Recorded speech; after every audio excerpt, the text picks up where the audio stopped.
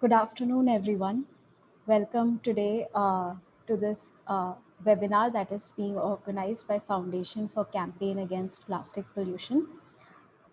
We all know that plastic pollution is a huge problem today. It's one of our greatest environmental challenge. Today, we are effectively drinking plastic, eating plastic, and breathing plastic. There is around 8 billion tons of plastic litter in landfills, unregulated dumps, and the environment, the bulk of which has reached our oceans. And we are adding 8 million tons of plastic litter every year to our oceans. At this rate, by 2050, there will be more plastic than fish in the oceans. Every year, this is causing immense damage to the marine animals and seabirds. It has obviously a lot of human hazards too, as some toxic materials are added during the manufacturing of plastic, and they can leach into our food when we eat in the plastic plates and bowls. It takes thousands of years to decompose, and but in during that time it disintegrates into small particles called microplastics, which finds its way into our water, food, and even air. We have to stop this plastic pollution without any delay, as the situation is alarming. Plastic solution can be stopped and even reversed, a big hope for all of us if all governments, industry, businesses, NGOs, and individuals cooperate with each other. This is our goal with Foundation for Campaign Against Plastic Pollution. This is our mission. And we are hoping that today's webinar will be effective in bringing some of the stakeholders together. We are going to focus on what initiatives the private sector has taken to curb plastic pollutions, the lessons learned from them, and what more needs to be done. We have a very eminent panel of speakers today. They are representing CII, FICCI, and ASSOCHAM. Fourth speaker is an entrepreneur. Let us all learn from all of each other today. I will be introducing each speaker before they speak. In the meanwhile, I would request everyone to keep themselves on mute at all times. When we request you to unmute, please do so. If you have questions for the panelists, please use the chat box uh, to be asking the questions. Please also mention the name of the panelist to whom your question is addressed. We will not be able to monitor the raise hand option. We will only be able to monitor the chat box. So please use that. With that, I would like to introduce our first speaker, who is actually Shri Amitav Ji. He is a member of our Foundation for Campaign Against Plastic Pollution. He belongs to 1990 batch of Indian Revenue Service. He's a postgraduate from Delhi University and also has a law degree and a postgraduate diploma in cyber laws from Nalsar University, Hyderabad. He has held diverse positions within the income tax department. He has also been on deputation to Financial Intelligence Unit of India. He has done extensive research on cryptocurrencies during post demonetization period and has authored a book on investigation of Bitcoin transaction. So he is a very active member of our foundation, and I would request him to give an introduction to this webinar, please. Thank you, sir. Thank you, Nidhi, very much for your introduction. It is my privilege to deliver a welcome address to this series of webinars which are being organized by the Foundation for Campaign Against Plastic Pollution. Let me very briefly introduce to the esteemed speakers of today about the foundation. The group was started and formed under the guidance and leadership of Shri Anup Srivastava IAS in 2019 of like-minded people from diverse background, me coming from tax department and equally passionate about working in the area of fighting or curbing plastic pollution, to launch an intensive campaign against plastic pollution. and in particular, single-use plastics. The foundation was incorporated as a Section 8 company on 19th February 2019. इसके बाद लोग जुटते गए और कारवां बढ़ता गया. We organized several awareness drive at public places with the involvement of school children, college students prior to COVID pandemic.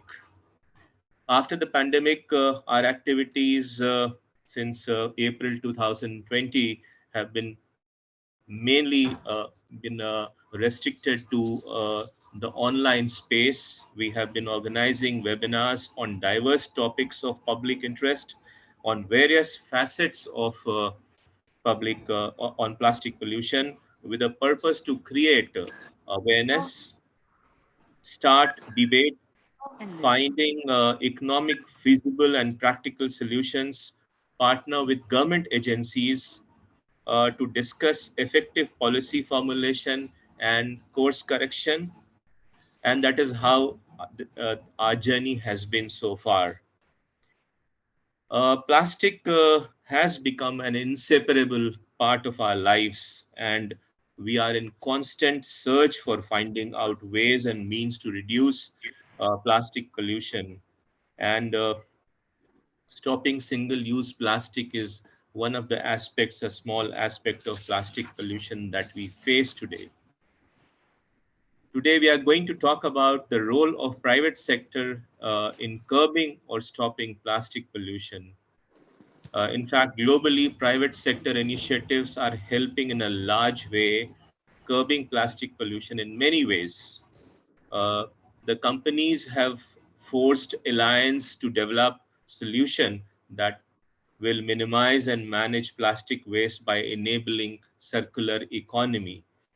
European companies are launching initiatives to raise awareness about marine litter. There are campaigns going. The companies are through their R&D are developing economically biodegradable polymers to help curb plastic waste.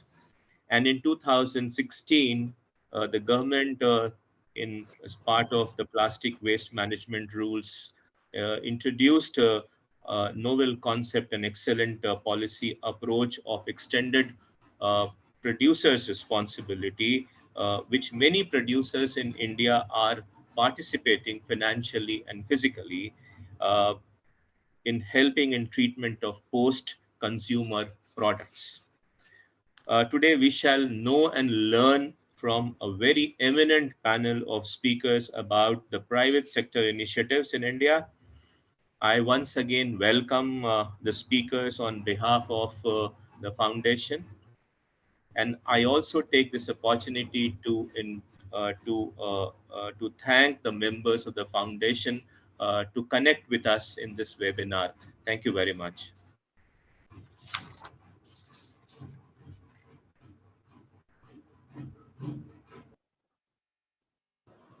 Thank you so much, sir, for the welcome address. I would now like to introduce our first panelist.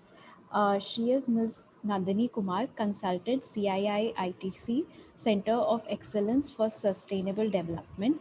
She has a doctorate in atmospheric chemistry and a master's degree in environmental chemistry at the CII ITC Center for Excellence for Sustainable Development. She has initiated work in circular economy and resource efficiency and has led this activity for 3 years now. At the center, this team works at the interface of policy, business, and science with the aim of providing data backed scientific evidence for business and policy decisions. The Plastics India Pact is the portfolio's most exciting current venture. Before joining CII, she was a faculty member and researcher at TERI University, New Delhi, for over a decade and was a Fulbright Scholar in 2012 at Massachusetts Institute of Technology, USA, pursuing a keen interest and belief in systems thinking and systems dynamic. Ma'am, I would request you to please speak now. Unmute yourself. Yeah, I've unmuted. Can you hear me? Am I audible? Yes, ma'am, you are. Okay, Yes, thank you're you. audible. I'll just share the screen and then get started.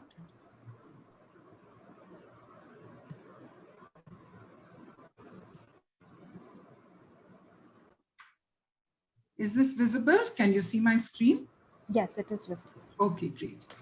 Thank you so much for inviting CII to this program and for having me over here speaking to you all. It's always very encouraging to see initiatives in the area of plastics, because as both the earlier speakers have mentioned, Amitabh and Nidhi also in her introductory remarks, that it's a very large and significant problem. But the way we look at it is that as rational human beings, if there are problems, we must search for ways to overcome those. And we don't always have to think of plastic as the villain and the bad person everywhere. Yes, there are some good applications and some bad applications and some unnecessary applications. So we must look for rational scientific ways in which to solve this problem. I would just like to tell you a little bit about the work that we do at the center. The slide doesn't seem to be changing.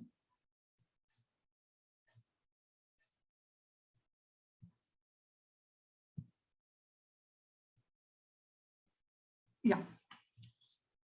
The work at the Center of Excellence for Sustainable Development covers a large number of areas in the broader field of sustainability. So we have work in air pollution, we have work in biodiversity, climate change, of course. There is work in circular economy, which I am leading. It's based on different materials, because the circular economy is basically talking about materials in any system. So we have studied metals, we've studied chemicals. It concerns agricultural products, also food, fiber, fuel, and plastics now for the last 3 or 4 years has become a very prominent area of interest. In the center, there is also work on human rights. We have a sustainability award, which is given to leading companies every year for their work in sustainability. So the funny thing about sustainability is that there are no silos. None of these areas is independent of the other. One thing depends so heavily on others that, in fact, one of the most prominent or promising frameworks now which is available is that of circular economy, which encompasses or is like an umbrella framework for all of these. So I will come along now next to talk about the life cycle of any plastic product. And through this diagram, I will try to explain to you or tell you about some of the work that we do in the center. As I said earlier, we are looking at two kinds of things mainly. One is on single-use plastics, and the other is through the India Plastics Pact, which Nidhi had mentioned. So the aim is to work at the interface of policy, science, business, and now we realize more and more society. So there is no point doing all these things unless society is benefited, unless the quality of life is improved, unless health is improved, unless overall people are able to lead lives of greater happiness and with greater welfare. So the organizations, as I see over here in this webinar, are representative of organizations or entities along the entire plastics value chain. And here, if you can see, we start with the resin producer, because the plastic comes from fossil fuel, from hydrocarbons.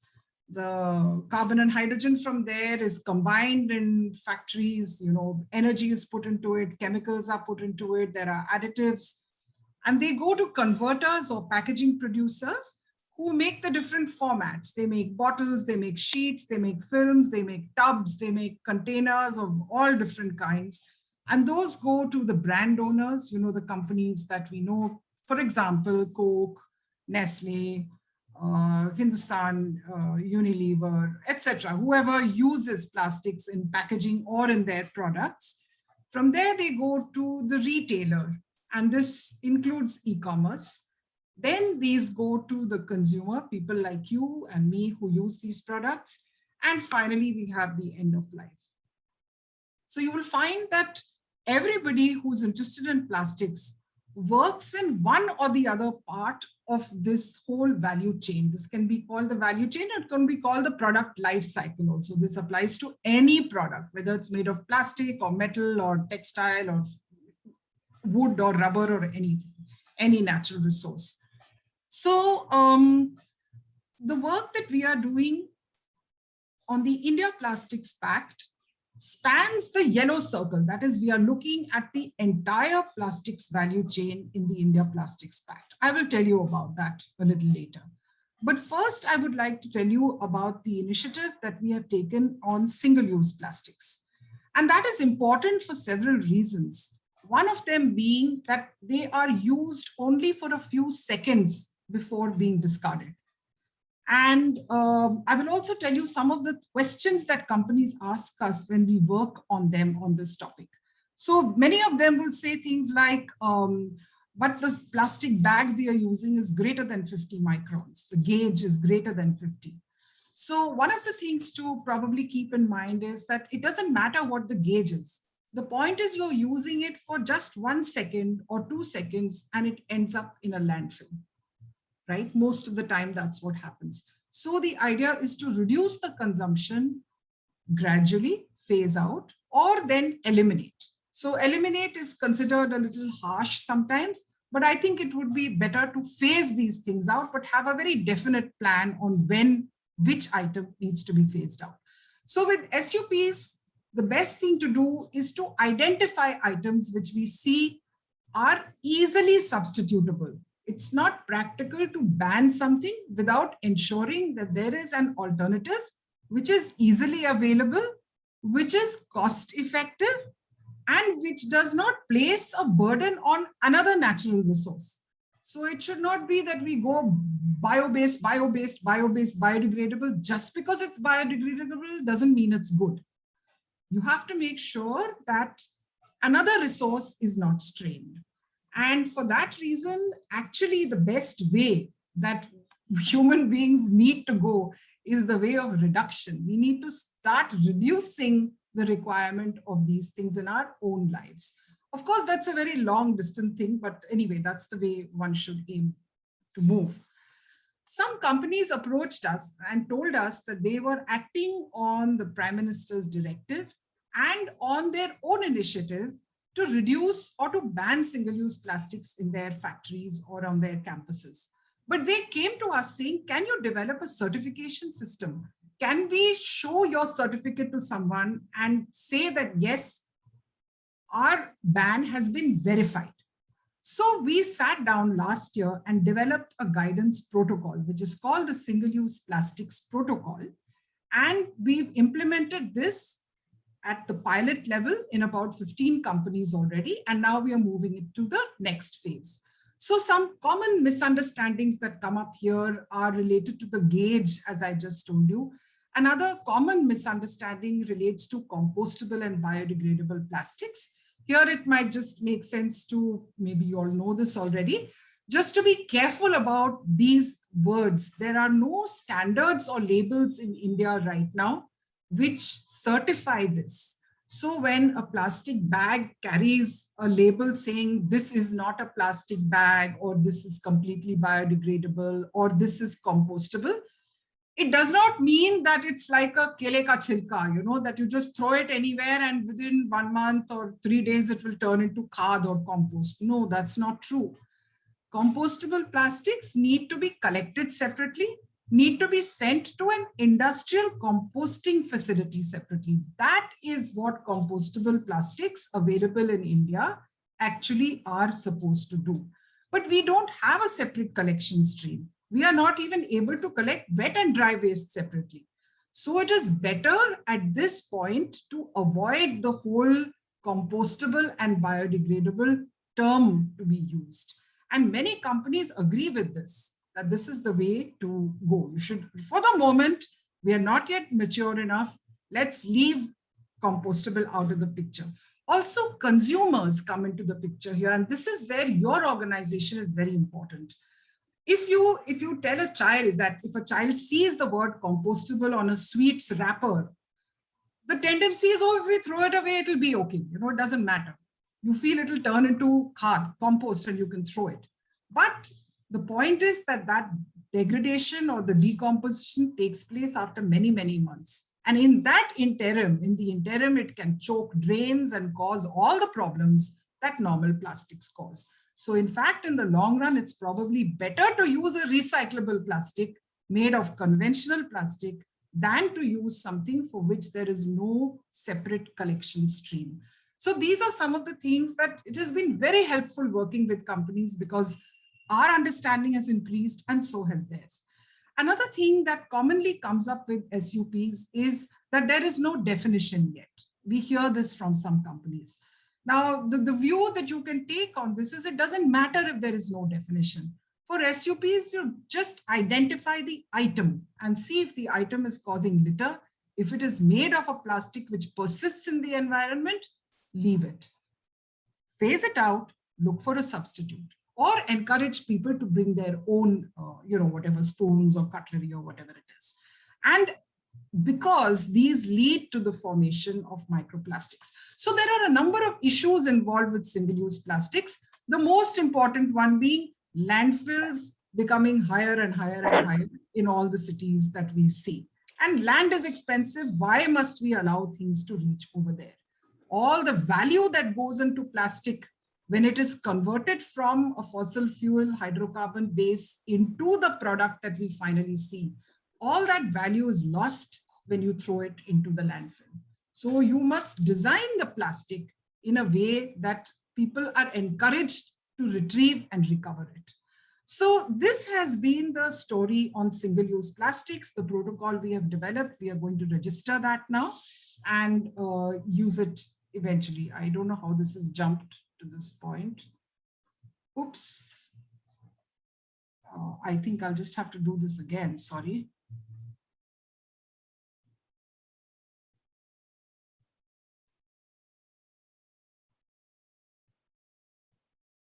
Yeah. Oh, well, let's come back to that point. I'm sorry, I'm not able to return to the previous diagram, in which I just wanted to show that many of the efforts directed towards plastic management tend to stay to the right side of the figure, which is the part of the plastics chain that deals with post-consumer, once the product has already come to the consumer. Most efforts are directed there. It's not wrong, it's not bad. We need that to happen, that must happen. But we need efforts to be directed to all parts of the product cycle.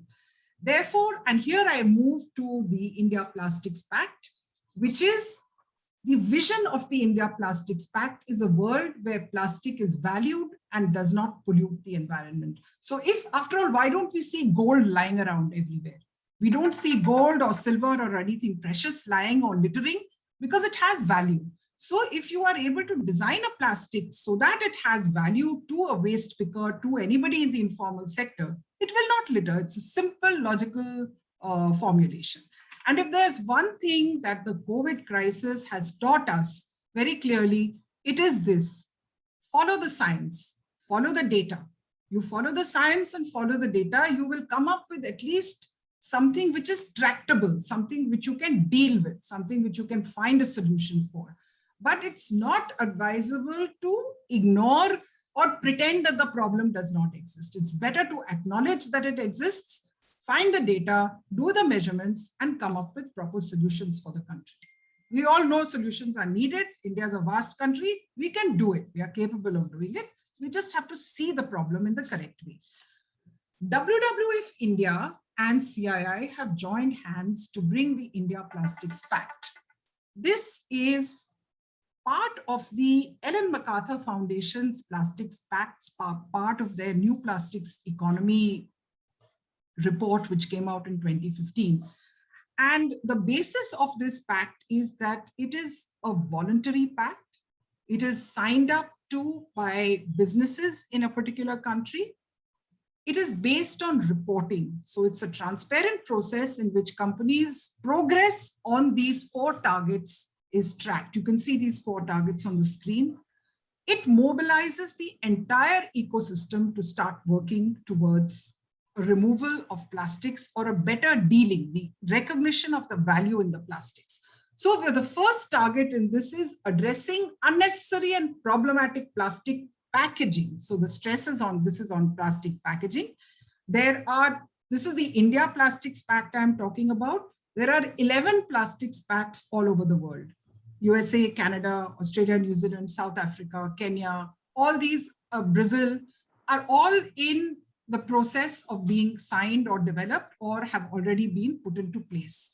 We are working together with a UK NGO called RAP, Waste and Resources Action Program. So the first target looks at something like mostly the single-use plastic is targeted in 1. And companies will sign on to a target, a percentage. So what do they aim to do by 2030 or by 2025, depending on the current company, on the country's capacity, you will come up with targets. Target 2 says to make or design plastic packaging to be reusable or recyclable. And if it is recyclable, it is not enough just to make it recyclable. You must make sure that it is effectively recycled also. Not enough to just make it recyclable. So for target 3, therefore, pushes the entire ecosystem, because if you have a target on making it effectively recycled, then you need to have the ecosystem that your organization is working in. You need to have awareness, you need to have campaigns, you need to have a proper collection system, segregation system in place, and you need to have proper recycling infrastructure in place. The capacity is needed according to the polymer which is being used. So that target 3, when companies sign on to target 3, you will find that the whole ecosystem needs to develop to support target 3. I made a mistake. Companies don't sign on to target 3. Companies sign on to target 1, 2, and 4. And organizations such as yours participate in target 3. They will ensure that target 3 is met. Target 4. Now, suppose we've designed it to be recyclable. We have effectively recycled it. But what do we do with all that recycled plastic? So you must create a pull for it. You must create a market demand for it. And that is what target 4 does. The companies will sign on to this target and they say, okay, we promise by 2025 or 2030 to incorporate X% of recycled content in our packaging. So when a company signs on to this, what they have done is to help in setting the whole chain into process. And that's what the India Plastics Pact does. We have had one round table and we are in the process of signing up companies now, mostly FMCG companies, and also recyclers, also people such as you, people who will support in campaigns and awareness. And since it targets plastic packaging, we are looking mostly at FMCG at this time, but also hospitality sector, tourism, and catering services. Of course, this is a very bad time for those particular sectors. So, we don't expect to see much participation, but these goals are in the long term. And we've had a lot of interest from companies, and we are very happy to see that, we are coming up with fairly ambitious targets for India. Target 2 is expected to be around 60%. Target 3 is expected to be around 30 to 40%, and target 4 around 20%. So these will grow as the years go by. The pact will evolve, mature, and we hope to make inroads into plastic packaging, at least in the country. I think that covers the 2 private sector initiatives that CII, our center, is looking at. I'll be very happy to answer any questions or get in touch with anyone who has, any comments on this. Thank you again so much, Mr. Srivastav and Amitabh-ji, for this opportunity to speak to you. Thank you.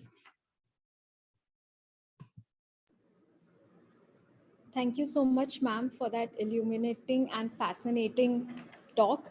It gave us all a lot of hope. And I'm sure all of us also have ideas popping up in our head already, how we can use design in plastic in order to make it more valuable and keep it in the circularity of its journey, like the chain can continue. And thank you for walking us through the life chain of plastic from the starting till the end, and how we need to focus on each of those ends of the spectrum. Um, I would now like to mention that we will be taking the questions towards the end of it. So we have some questions in the chat box, but we'll be coming back towards the end of the webinar. We have a really engaged audience, so thank you very much for that. I would now like to introduce our next speaker. We have Ms. Rita Roy Chaudhary, Assistant Secretary General of FICCI.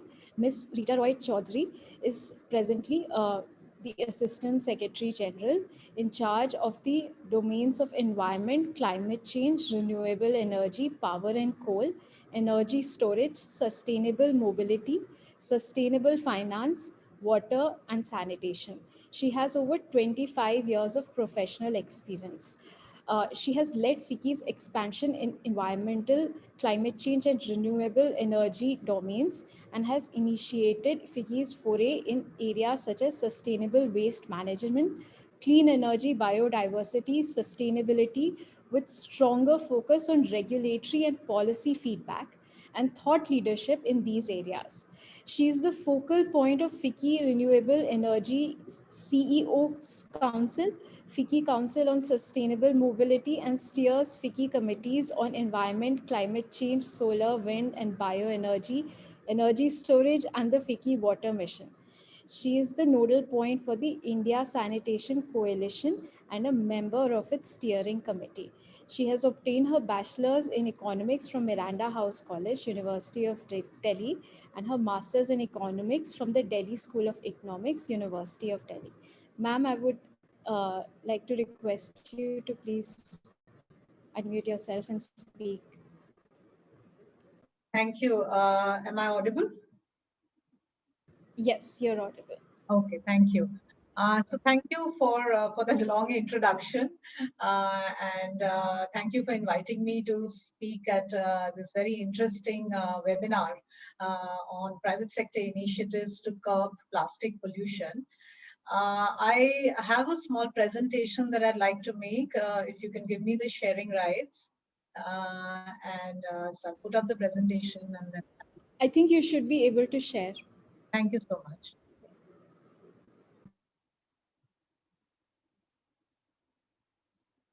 Is my presentation visible? Yes, Okay. it is visible. Fair enough.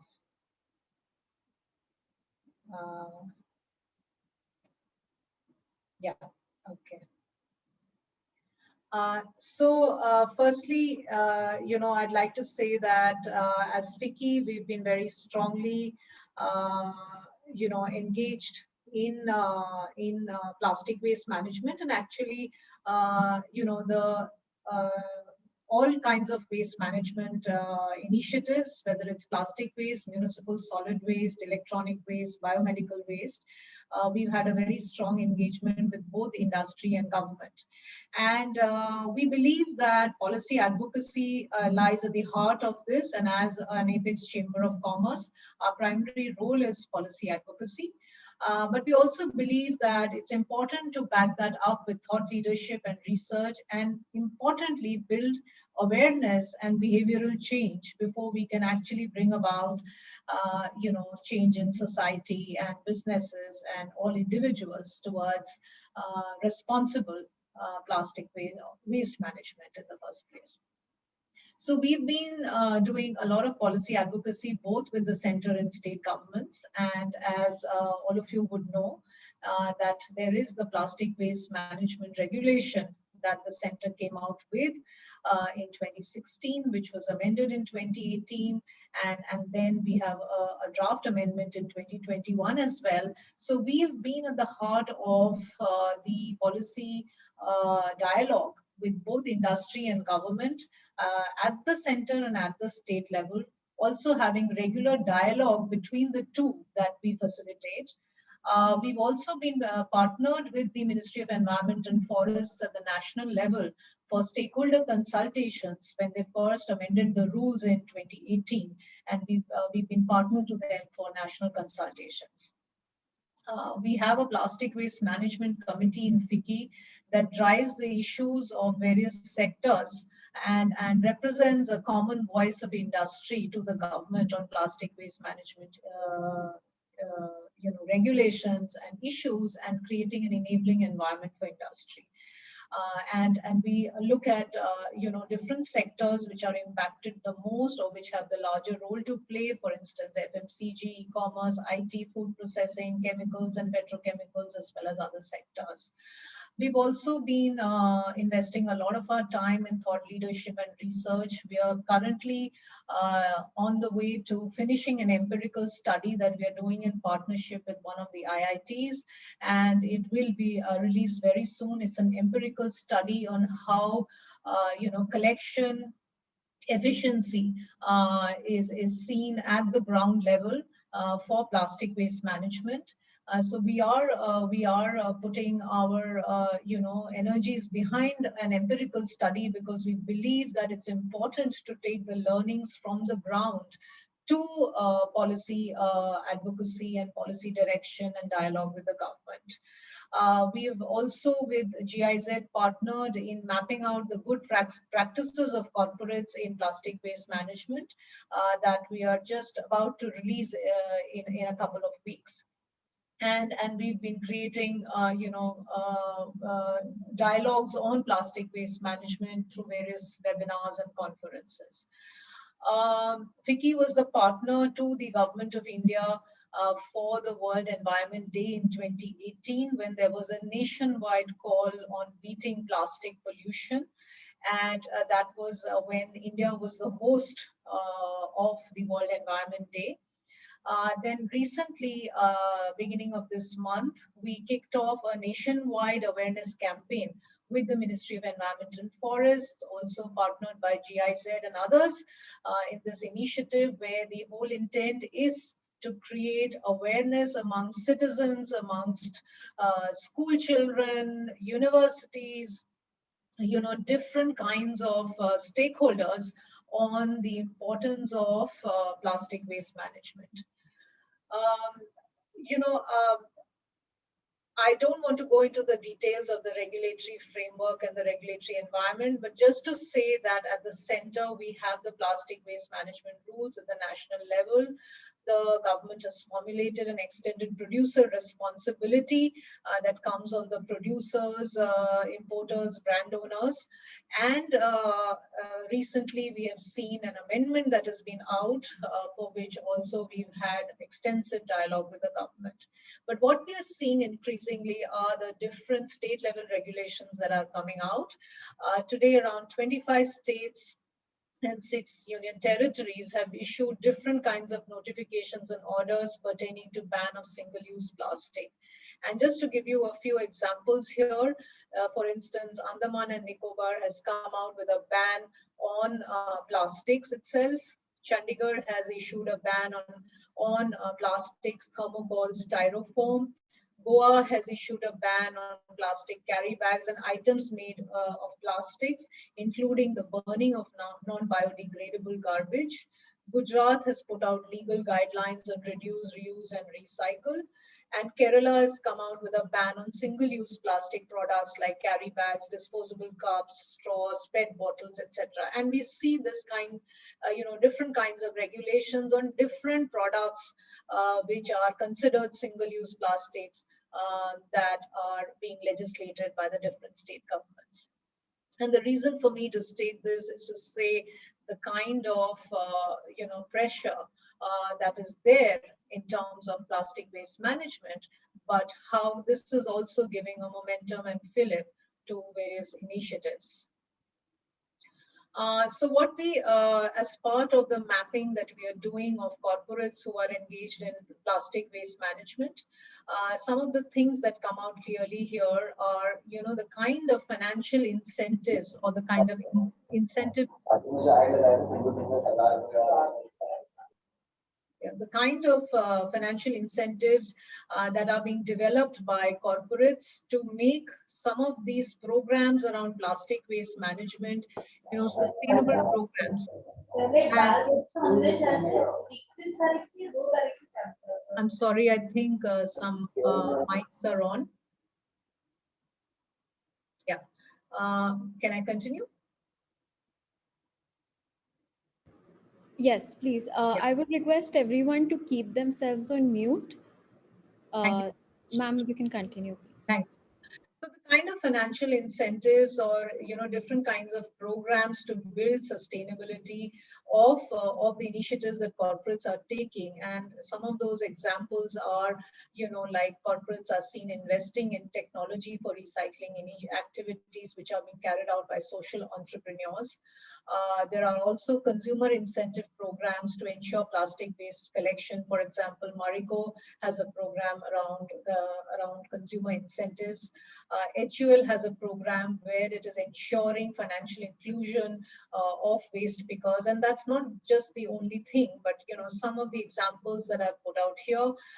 There are corporates who are supporting blended financing mechanism to support specific business models in plastic waste management that are centered around collection and sorting, recycling, innovations and materials.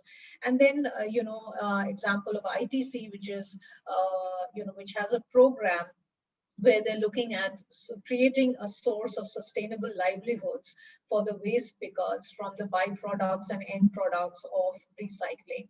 So there are different kinds of mechanisms being looked at by corporates.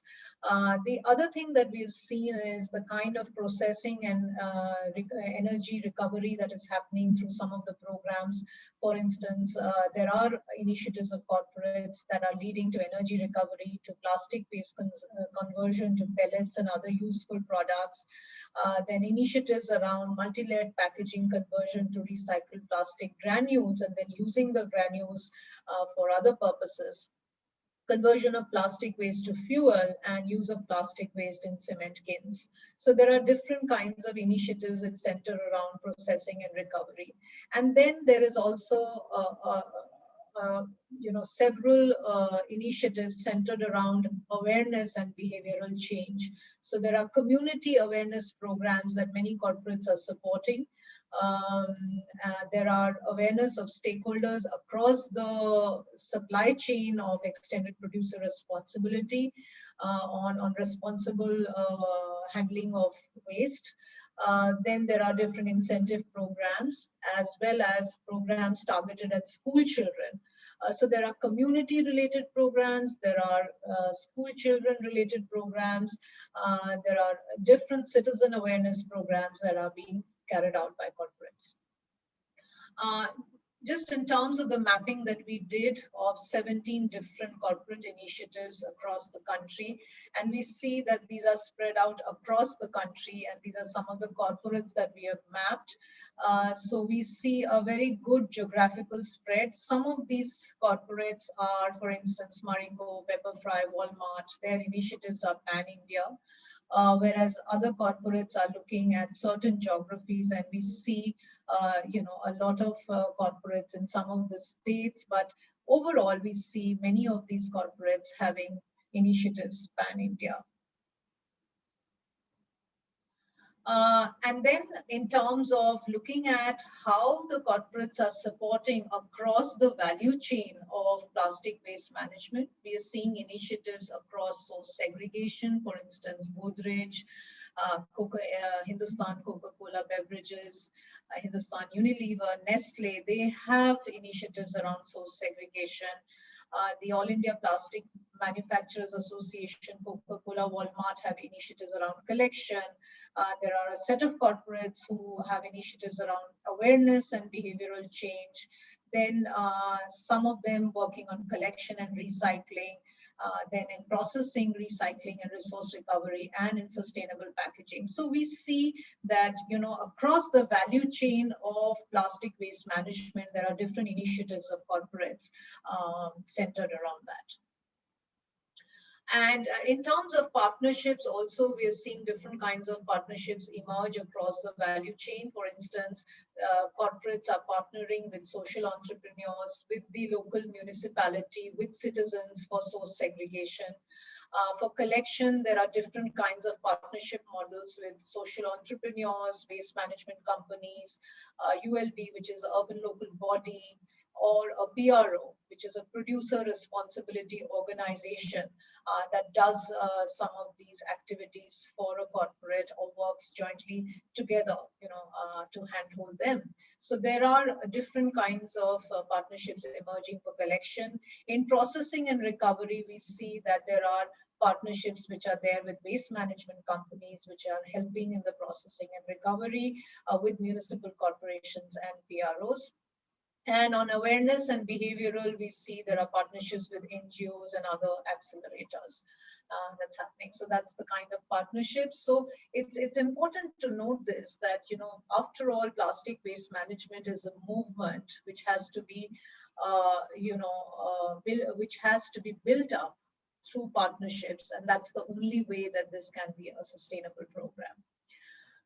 And so to just highlight some of the initiatives, and these are not just all of them that we've mapped, but some examples, like HUL has a program called Swachhata Kendras on end-to-end waste management. And as I mentioned earlier, they've opened bank accounts for waste pickers and other things that they're doing for financial inclusion. Coca-Cola has a program for Safai Sathis. Then Cipla, which is a pharma company, is doing EPR, and I'm working with PROs on this. Marico is doing an upcycle program. Similarly, Nestle has a Hildari program where it is again supporting in terms of inclusion or helping to formalize the informal sector, enrolling them into government schemes, into insurance schemes, providing safe working conditions, and then also educating and bringing about behavioral change through their 2 minutes Safai Ke Naam project. ITC, as I mentioned, has a recycling program in Pune.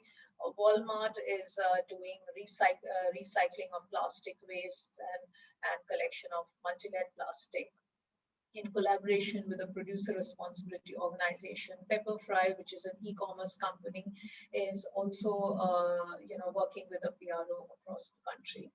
And then we see certain collective initiatives emerging, like the All India Plastic Manufacturers Association, which is doing a collective EPR for its own members for waste management. There's the Alliance to End Plastic Waste, which is a non-profit which is looking at zero plastic waste cities and to reduce and to recycle 28,000 tons of plastic over 5 years. And then there's Circulate Capital, which is bringing together the public and private sectors to invest for maximum impact, and they're providing de-risking instruments such as sovereign guarantee for some of the business models around sorting, around recycling and recovery, and also production of sustainable materials. So there are certain collective initiatives that have emerged globally and also with a very strong focus on India. But at the end of it, I think there are certain key enablers that will help corporates sort of build momentum in this.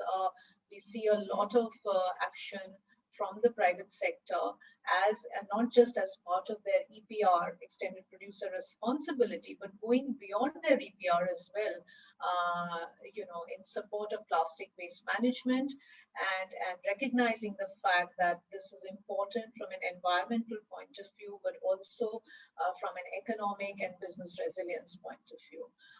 So we see that it's important for a continuous dialogue between industry and government on a common understanding of extended producer responsibility and monitoring and reporting of that.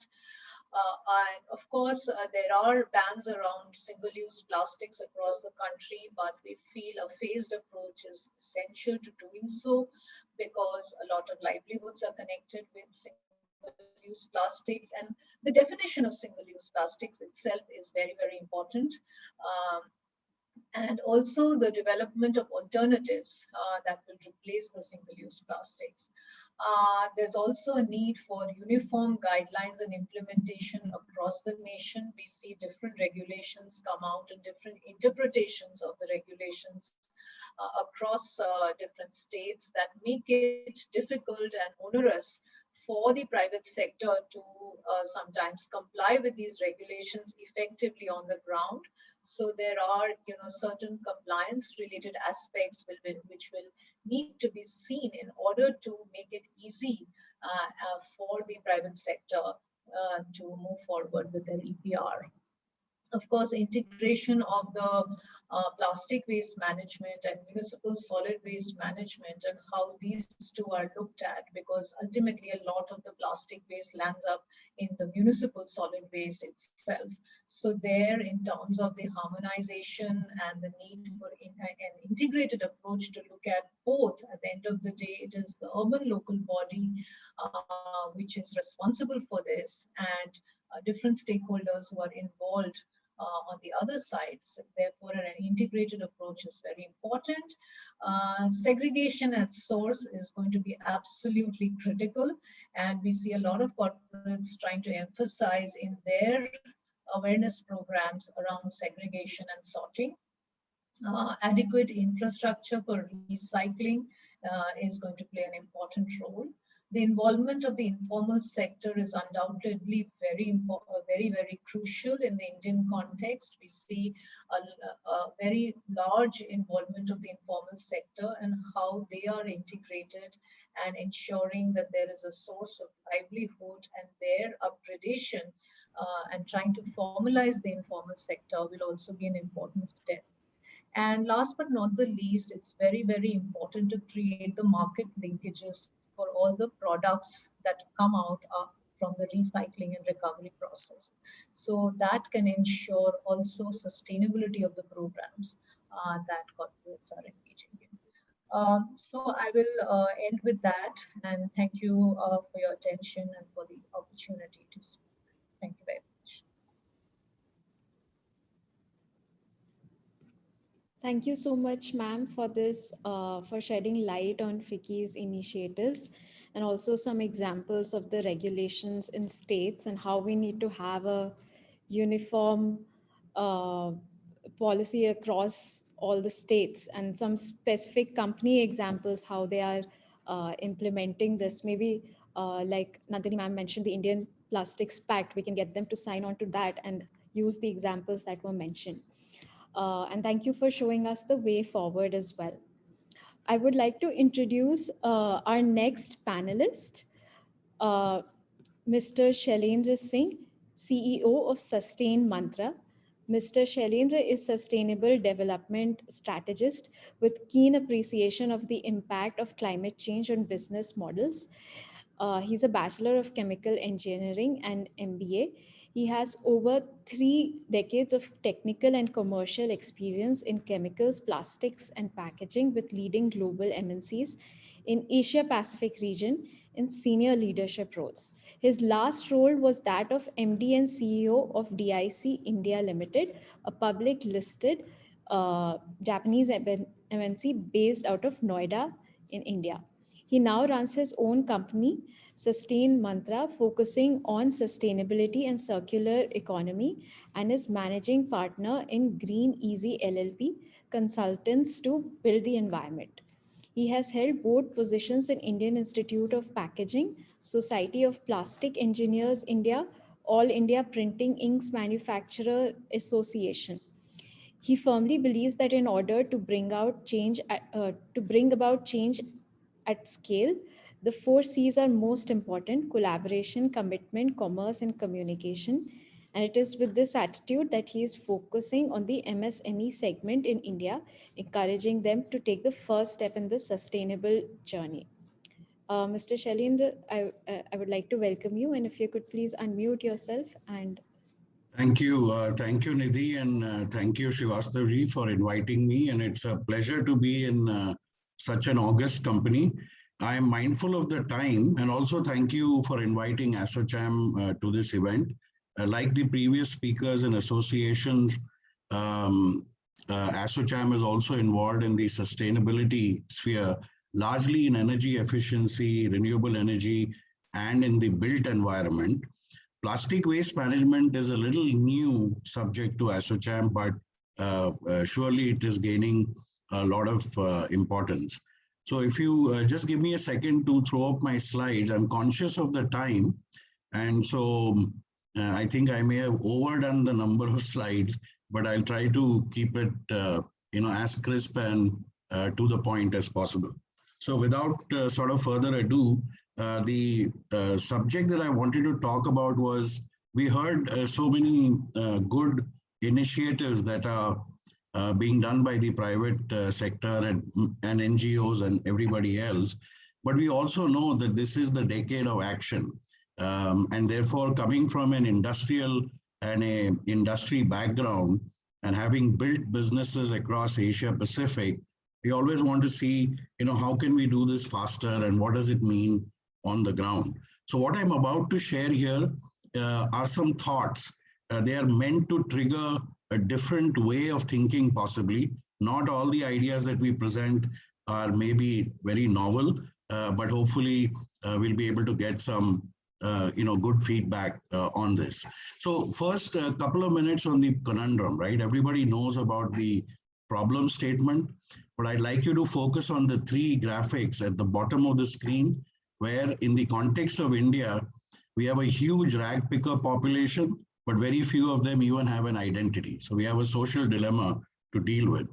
The strength of this system is demonstrated by the incredible effort that India has done on PET bottle recycling. India tops the charts globally on retrieving PET bottles from the environment and recycling it in inverted commas to making value-added products. Of course, the opportunity is on the right-hand side, where the waste pickers possibly don't get the kind of remunerations that they would if you have to compare them with their peers in other countries. So this really, the central point of this is that we have an industry of about, I think, 6,000 to 8,000 crores that makes recycled polyester staple fiber that is, in a way, a manner of speaking, built on the backs of the informal worker and how they are able to collect PET bottles. So we have a system, it works. Moving on quickly, we also have a rich legacy of recycling. I think sometimes we tend to forget this. Everyone remembers the Kabadiwala, paper is recycled, but the question is why? And it started, recycling of paper is not new. This is possibly 40 years that we have been doing this as a country. And that was because there is a huge deficit in India for virgin pulp, and therefore recycling paper had an inherent economic value attached to the activity. Similarly, I just talked about PET bottles. They get converted into shirts, and the numbers may be indicative, but there is economic value that is being created. All of these started 40 years ago when the regulations weren't even possibly in existence. And then one can't but also talk about the metals, the bhangar as they are popularly known. So there is a rich legacy of recycling. I just want to take one more slide and say that we also have many aspects of what we call the circular economy business models already operating in India. And let me give you a few examples.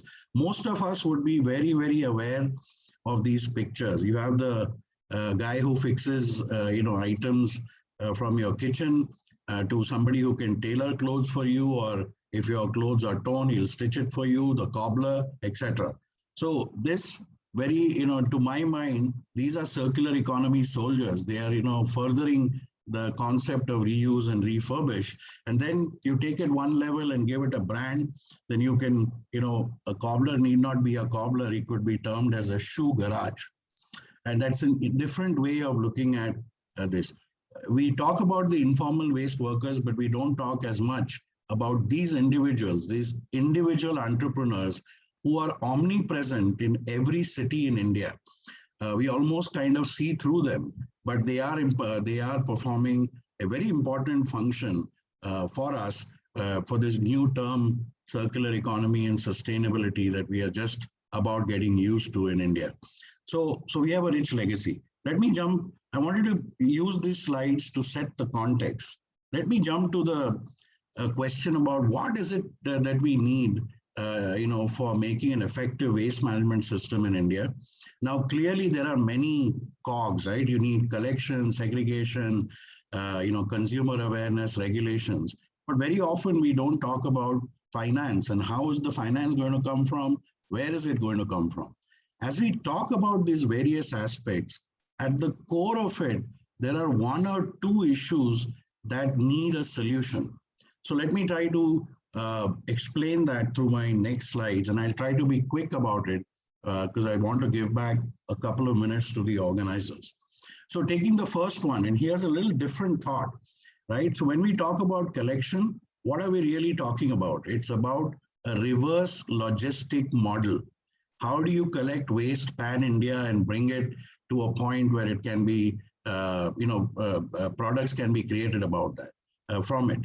So whilst we, the large FMCG companies have cracked the science and the art and the technology of getting products to every nook and corner to the consumer in India, I think, and in the process have created a very vibrant and a very effective product distribution channel. Maybe one way of looking at this is, can we use this channel to bring back the waste that we are generating? We all know, that we have this whole chain of wholesaler, distributor, reseller, the big the malls, down to the panwala, and the nukkad. All that is catered to by the systems that are in place today. The larger point I'd like to make, and some of this I think was referred to by my previous speakers, is we need to learn to collaborate. I think that as several companies, we still operate in silos. And I think, initiatives like the Plastic Pact and others are a good initiative to create a platform where one can collaborate and leverage each other's strengths. So we talk about the informal sector, but the real issue is how do you formalize this sector?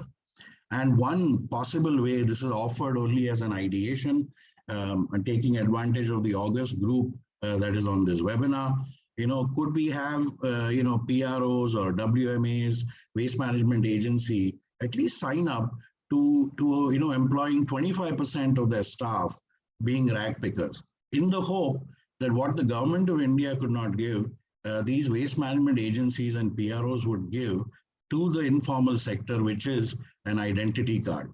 That's the most basic need for every citizen of this country.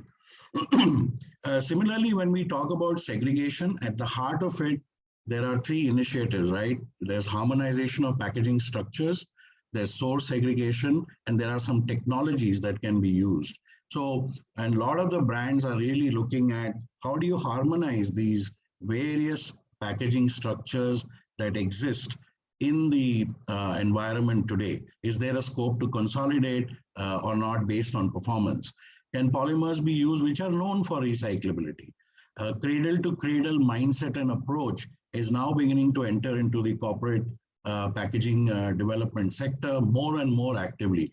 I refer here to the India Plastic Pact, also as getting a value chain involvement for future direction. Source segregation. There are things we talk about: dry and wet waste segregation. That's the first step. There are countries that do 7 levels, 4 levels. If we can get to 2 levels of segregation, I think that is a good beginning. Now, it's not enough to do segregation at home. Are the ULBs matched to handle this segregated waste at the fundamental level of 2 levels of segregation?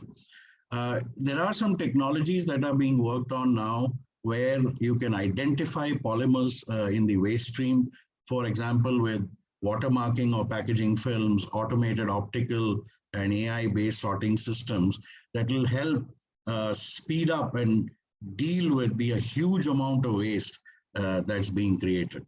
When we look at finance, typically it's always been, who will come and finance? Waste management, by the way, is one of the least attractive investment sectors till recently. I was talking to a large investment banking person, impact investment person, and he said not many investments in the last 25 years in waste management have shown a profitable thing. But the good news here is that there are now more avenues that are available. And I'm very pleased to inform that some of these avenues like the green bonds, etc., are being actively taken advantage of by municipalities. Ghaziabad municipality recently raised 150 crores. The Kerala state government got a funding of, I think, 150 million US from World Bank, etc. So there are more avenues for financing, and really at the heart of it, the issue is where is the source of funds, and anything that's funded will ask the next question, where is the commercial value or economic value creation? Moving on to the infrastructure development, really it's about type of infrastructure and need for effective collection, segregation, and recycling. So one of the models here that we can think of, apart from utilizing certain existing models of which are used to get products to a customer, that could be one avenue that has not been explored as much. But imagine if there was a waste collection center at a village, district, city level, and for every 50 panchayats, or every 100 panchayat and 20 districts, if there was a recycling or a method of addressing that waste. This is what is needed. We cannot shy away from this. Building this infrastructure in a geography like India is going to need thought, is going to need funding, and is also going to need value creation at each one of these steps. The informal, I've worked with informal workers, and I can tell you that the person who's picking up the waste on the ground to the person who's actually doing the local nukkad wala, kabadi wala to the big scrap dealer, at every stage there is a value creation, and that's why it works so effectively. Of course, their working conditions are very pathetic, and that is something we need to address. Now, regulations, I think we have heard enough about regulations, PWM, SWM, so on and so forth. What we really need are effective regulations. And some of the areas that we could look at and may need some more thrust is, for example, the use of recyclates in packaging. Now, Maharashtra has just recently, 2 or 3 months ago, announced that 20% recycling content in secondary packaging would be mandated. Trust me, that regulation sent the entire industry in a tizzy because we don't have enough capacity to even meet Maharashtra's requirement of 20% of secondary packaging. Secondary packaging, for the benefit of the listeners, is packaging that doesn't come in primary contact with the product that is packaged. Bottle-to-bottle PET usage. This is a big industry, emerging industry globally, but there are some regulations that don't make it effective and feasible in India. Could there be tax on non-recyclables? Some of this is already happening in Europe, where there's a 800 euro per ton tax if your packaging has a recyclable content in it. Can we create a plastic credit exchange? That plastic credit is a natural derivative, much like carbon credit. Therefore, that attaches a value for somebody who's doing more than what their requirement ought to be, and therefore it creates a commodity that can be traded. So clearly, the motivation to recycle will come, through economic value creation. That's most critical, and I think the central point of what I'm trying to say. Consumer awareness. I think the issue is not about consumer awareness. Very often we tend to talk down to the consumer. I think the consumer is the wisest of the lot. What we need is a sustained, broad-based multimedia campaign. The messaging needs to be simple and not preachy. Your behaviorism. So I think there is some value in rethinking our messaging strategy. And here I want to draw attention. Consumers have changed behaviors in India. I can tell you 2 instances. Wearing seat belts wasn't very common 10 years ago. Get into a car now and try not putting on your seatbelt. 99% somebody will tell you, hey, put on the seatbelt. That happened because there was an extensive campaign at various levels over a sustained period of time that changed behaviors. The more recent phenomena, of course, is that of it's a pandemic, and that's not a great example. But who would imagine people in India wearing masks? But today you see them wearing masks. So Indians are also very emotional, right? So if you have emotional content, you link it to past traditions, link it to Mother Earth, messaging like that, reward and recognition to outstanding individuals for what work they have done. We need to teach waste management and sustainability in our schools, in our colleges. This has to be part of the curriculum. And I do believe that the campaign has to run for a minimum of 1 year period. Short-term interventions don't work. A song here and there sung by celebrities isn't going to change consumer behavior in the context of the rich legacy that we have. The last slide I want to say is we focus on plastic waste management and trying to create value. But is this, India has many problems. And so can we double the impact of the work that we are doing? And here's an example just as a thought creator. So we recover plastic waste and from the environment. If we could recycle it into a rainwater harvesting module or a vertical farming module, what this ends up doing is it addresses two big issues for India: water stress.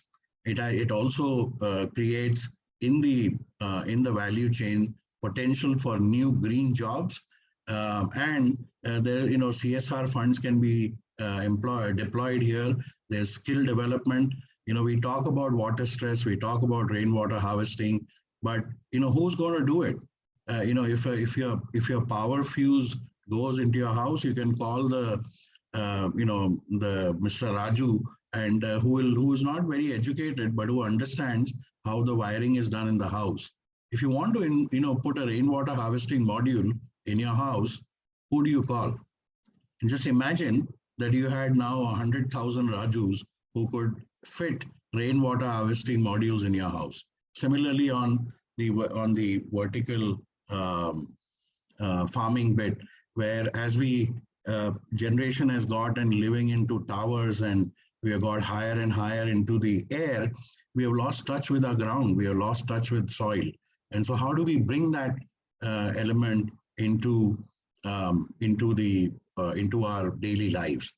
The strange part here, or the good part here, and this is the good part about plastics, is that the pictures that you see here are made of plastics. It's very easy to construct them. It's very easy to assemble them, and then they are long lasting and they serve a purpose. I just wanted to also leave you with the last slide, which is around creating social capital. As we do this, this to me is why we should be looking at plastic waste management and looking at more newer and creative ways. As responsible citizens of the fourth largest economy in the world, there's no way we can justify 4 million people that various reports talk about that are without even the basic rights that human beings take granted for. With that, I thank you for your attention. Pleasure to be here, and would be happy to take any questions at the end. Thank you.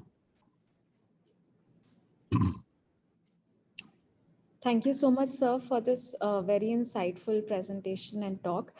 First of all, I would like to apologize. I forgot to mention your role as senior member of That's okay. That's fine, Nidhi, no problem.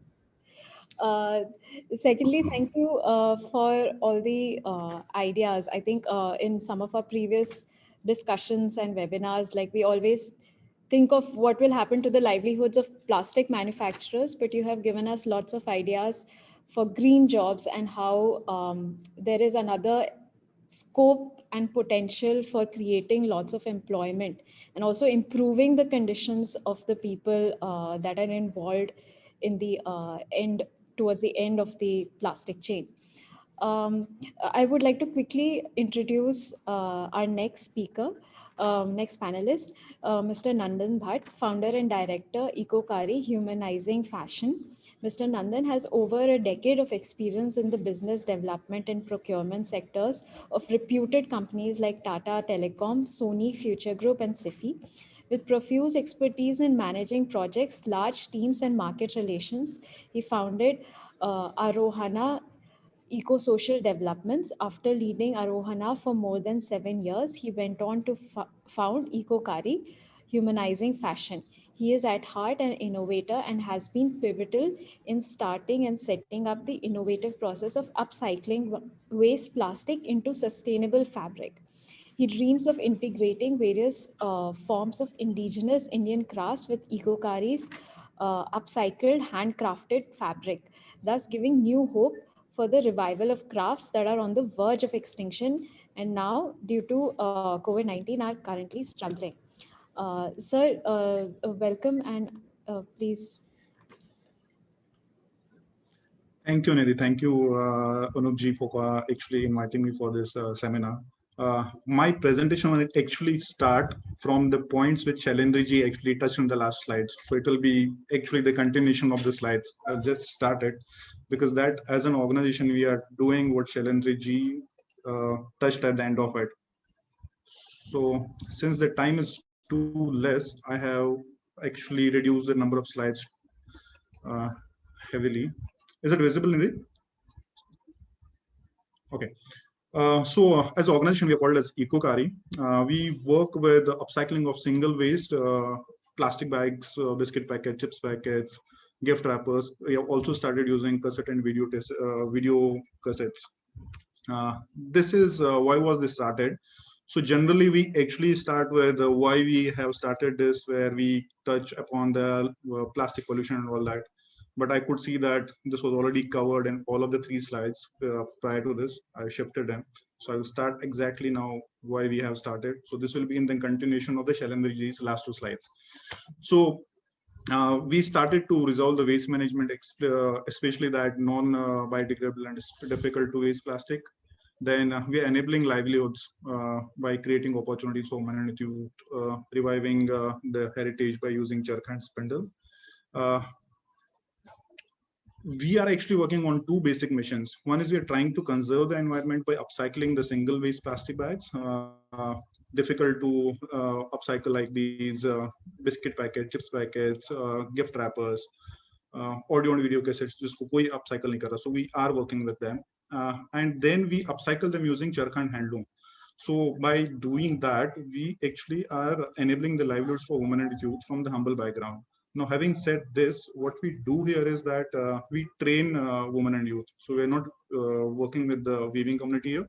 So we're teaching the regular women and youth from the humble backgrounds in and around Pune as of now, where we teach them weaving. It takes time for us, close to 3 to 4 months for anybody to understand what weaving is. Because at the end of the day, weaving is art. It takes time for anybody else to understand what this is. Then we engage with customers, citizens to make them understand why we are doing this, why we should somehow stop the use or limit the use of single-use waste plastic bags. I have a short video actually here. I will just stop this and then start my video where you can actually see how we upcycle our, this is a short 1-minute process video where you can see how it is done so that most of the questions, is it visible, Nidhi? So that I can start it. The moment you say yes, I will start it. Okay. Yeah. Can you guess how we upcycle these waste plastic bags and wrappers into such beautiful products? Come, let's see.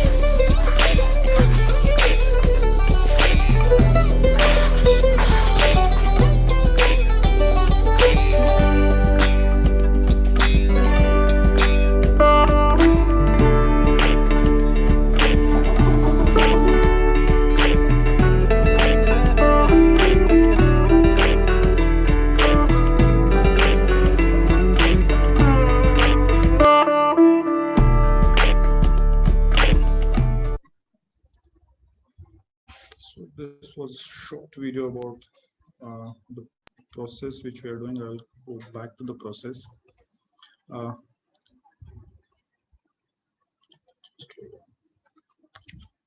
so these are some of the actual products which we have created. If you see, the first one is actually created from the Maggie packets. So the yellow tinge is because of that. The lower one is from the regular polythene bags, which we get them sabzi wale bags and all those kind of bags. So you can see these kind of patterns coming out of it. Then audio and video cassette tapes we also use and get these kind of products out of it. We do sell these products as of now in India through our own website. So we have a lot of corporate tie-ups where we do corporate gifting. So these are accepted there because a lot of these corporates are now shifting to conscious gifting. So then these products do set in. We do export these products also because there is a growing requirement as well as a need into these kind of products. And Europe as well as East Asian countries are a bit bigger market for us. Where the awareness is higher and they understand what handcrafted and upcycled products are. So we get them. And in India, we are majorly as of now focusing on the cities A and B cities because that's where the awareness is, and then they understand why we are doing these kind of products. So this one, this is what we majorly ask for each and everybody is these 5 hours if you can. Then we do a lot of awareness where we ask most of the customers and the consumers to send their plastic bags to us. So we do accept biscuit chips packets. If I can show you these kind of also things. So we take, if it is visible, like these packets, we do take these kind of packets also. Then these Maggie packets also. We do awareness part of it because if you can cut it from here, so it becomes easy for us to cut that strip out of it. If you vertically cut them, it becomes difficult to cut the long strip and use them onto the charka because then we have to roll them onto the charka. We have started using those Amazon and other e-commerce packets also because that's easily recyclable. What we can, so these are the kind of the plastics which we take. One is biscuit chips packet. The other is the regular polythene bags, sabzi wale bags, which we take if you go into the vegetables and these. We have started taking these gift wrappers also. We generally in India call them gift wrapping papers, but I think this is misleading because there's no paper in it. These are single-use waste plastics again at the end of the day. And what we cannot as of now accept is milk and oil packets because we are not able to clean them properly. There is a little bit of grease in these milk and oil packets. They take either hot water or the hard chemicals. The process which you have seen, we do not use any energy and there is no other chemical used. So the complete process is manual and chemical free. So as an organization, we not only are trying to make products green, we are trying to keep the process also green. So there is no energy, no chemical used into the process. And we can replicate this process in even the remote of the village because कहीं पे बिजली की use नहीं होता है. There is no chemical used, no hot water, no burning of the wood or anything is used. That's why we are not able to accept milk and oil packets as of now. The small sachets and those straws वो सब भी use नहीं कर पा रहे हैं because you cannot cut them into long strips. The small sachets are very small. You cannot cut the spiral strip out of it. Then hard plastics are actually being recycled in a big way in India, and Tetra packets वो हम use नहीं कर पा रहे. However, we use the thread used made out of the plastic PET bottles for warping of a process. If you have seen the video, you could have seen the two things in it. There was handloom pe ek white dhage the. So these are so strong, and the organizations who are recycling these PET bottles. These are kind of the products which are actually exporting as of now. Just wanted to go through them. This is our, if you want to reach me or the addresses are there. I have just completed in time because I can see that the time limits were actually overshot. So I have just curtailed the presentation to actually less than the half. I am actually open for the questions if there are any more questions. I'll just stop sharing my screen. I'm sorry for being so fast in the presentation because I thought the time limit is already overshot by a lot of minutes. Thank you so much, sir. I really appreciate you being mindful of the time limit. We were quite amazed and we could have watched for longer. I think all of us would share the same sentiment that we can actually keep hearing about your experience and the process. I think we would quickly like to take some questions.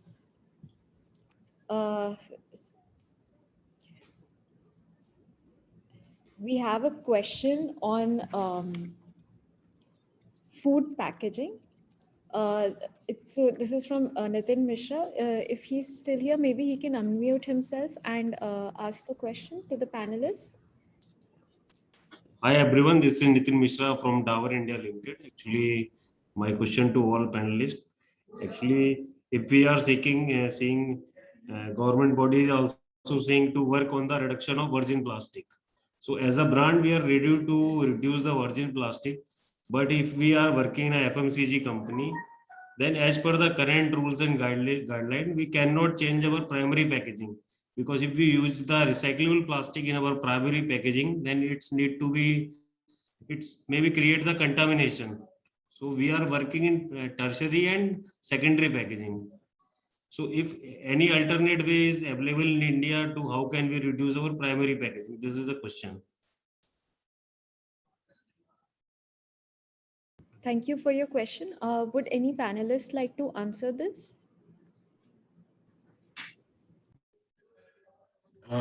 This is Shailendra. Let me take a shot at that. So I think the use of recyclates in packaging that's in connect or direct connect with food products is limited by a regulation by the Bureau of Industrial Standards that prohibits the use of recyclates. I'm aware that there is some work being done on revisiting that regulation. And there are some concerns which are largely due to the introduction of potential contaminants into the packaging structure because of using recycled content. Therefore, in my presentation, I talked about 20% as the recycled content used for secondary packaging. This is actually a notification by the Maharashtra Pollution Control Board urging producers and brand owners. So secondary packaging does not come in connect with the food substance. Now the concern may be based on valid things. You know, recycling industry in India has always been under the radar. The technology and capacity and capability of the recycling industry. We use the word recycling industry. It's not even treated as an industry, but it's not of the highest standards. But that is changing. And now we are getting the right amount of technology. And I think some of these issues can be addressed. In countries outside of India, there are, this is practiced, you know, because the entire chain is possibly a little cleaner than what we can get in India. But there are ways to address it. The machines are available, technology is available to make recyclates of the highest quality. There is also an economic value in this because let's take PET, for example. Recycled PET or virgin PET averages at around $700 to $800 per ton. It varies up and down on oil pricing and all that. But recycled PET of food grade quality can sell for as much as $1,200 to $1,300 per ton, largely in Europe at this stage. So clearly there's some work, there is some limitation on the regulation side, but those are not unsurmountable. It is imperative on the industry to ensure that the standards are put in place, the right technology is put in place. I also see on the audience, Dr. Vijay Habu. I'm sure he is in a much better place to comment on it. If he has some views, I couldn't, you know, kindly contribute, sir.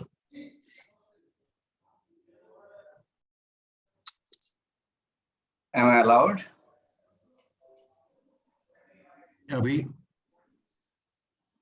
Yeah, can I speak? Yes, please, sir. Quick comment. Thanks a lot, Shailendraji. And I completely endorse what you just said. And in fact, also to compliment the organizers that this was one of the few seminars where I've seen absolute sense being talked by all panelists. Yes, rPET in secondary packing is the correct step. Going for food contact materials, which seems to be a push by some of the corporates, would be a disaster in many forms. We have to look at this problem in its entirety, not just the environmental health, but human health as well. And we have seen how a good material like PET has already suffered attacks on account of, all totally unscientific things, even in its virgin stage. So if recycled PET is allowed to be for packaging of as a primary packaging material, that would reign in disaster. So I completely agree. And before I step out, I just would like to make 2-3 suggestions to the organizers, particularly for FCAPP and others. Using your influence and the kind of level-headedness that I see here, kindly, it's my personal, and I understand this subject a little bit, make a couple of recommendations to the government or whoever are the regulators. Please do not allow biodegradable additives and compostable additives to be used in plastics. It will worsen the problem further. And the second thing is, that rPET in food. These are the 2 areas. If you are able to push the government away from these things, we would have done a sensible step rather than just banner holding. So, thank you. Thank you, Dr. Sir. Thank you so much. I am aware that we are going a little over time, but very quickly, I would like to mention Mr. Thank You has made a very nice suggestion. It's more of a suggestion than a question, that plastic water bottles are one of the biggest problems at present. Buyback policy is based on weight. Would it be possible to buy back on a unit basis, and for which a part of the cost can be included in the MRP? So he's not here, but we have another question from Suvarna Sani. If you're here, maybe you can unmute and ask the question. Yeah, thank you, Nidhi ma'am. My question is for Nandini ma'am. She mentioned about the effective recycling and assuring that. So my question was, is there any way to assure it and kind of audit or something like that? I don't think I've understood your question. Could you please explain it? Yeah, so what is mean by effective recycling? How to assure that? So as in the context of the India Plastics Pact, effective recycling is defined as it is in the Ellen MacArthur Foundation's definition, which means that 30% plastic effectively recycled doesn't mean that you collect 30%. It means what comes out of the recycler should be 30%. And therefore that will ensure that the entire ecosystem contributes and grows and evolves and matures and develops. So we are following that. The India Plastics Pact will follow that definition. Okay, thank you so much, ma'am, for answering the question. So I would quickly like to introduce Mr. Pushp Dant. He is a member of FCAP. He's a senior functionary of the Art of Living Foundation and an alumnus of IIT, Harvard, and National University of Singapore. He would like to give a vote of thanks, please. Thank you, Nidhi. It's indeed my pleasure to propose this vote of thanks on behalf of the leadership of the Foundation for Campaign Against Plastic Pollution, the members of the Foundation, the volunteers of the Foundation, and the audience present today. I would like to thank all the panelists for their time, their knowledge, their ideas, and sharing their experiences and the work they are doing with all of us today. It has indeed enriched all of us in many ways. Our understanding has increased, and we are together on a platform where we can work together. So more than that, a big thank you to all of you for doing the wonderful work that you are doing. It's a cause we all have to take up on high priority. And I must also thank Anup sir in particular for organizing this webinar as a part of series of the various webinars we have done, and to Nidhi for conducting it so smoothly, to all the audience for participating actively, asking questions and enriching this discussion, and anyone who was associated with us at the back end for organizing this. Once again, thank you so much, and being here for this little extra time that we have overshot for this webinar. Thank you so much for being here. Thank you. Thank you very much. Thank you. Thanks very much. Enjoyed it. Thank you so much for having us. So we call this to a close now.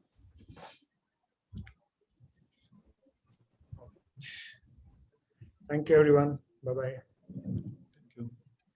Thank you. Bye. Thank you to all Nandanji, panelists. Nandanji, please stay on. I want to share something with you. Okay.